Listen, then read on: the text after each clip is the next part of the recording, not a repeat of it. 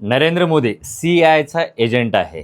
गेल्या 25 वर्षापासून भारत देशाला कशा पद्धतीनं कमकुवत करता येईल हे अमेरिका प्लॅनिंगनं करत आहे.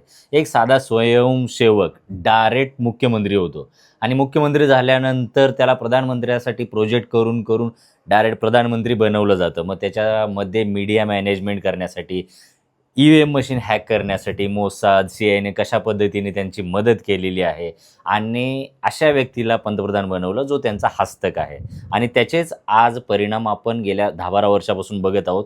आपण फक्त आणि फक्त ॲडव्हर्टाइज आणि त्यांची ब्रँडिंग बघण्यामध्ये व्यस्त आहोत. गेल्या 12 वर्षापासून भारत देशाचे 12 वाजवणारे आपले पंतप्रधान आज भारत देशाला अमेरिकेचा आणि इस्रायलचा हस्तक गुलाम बनवून ठेवलेला आहे. एक अमेरिकेचा साधा मंत्री येतो आणि भारताची एनर्जी सिक्युरिटी तो येऊन इथं ठरवतो. आपण कुणाकून ऑइल घ्यायचं, कुणाकून घ्यायचं नाही. हे गेल्या 12 वर्षापासून चालू आहे. फक्त आपल्याला आता दिसायला चालू झालेलं आहे, की भारत परत एकदा गुलाम झालेला आहे.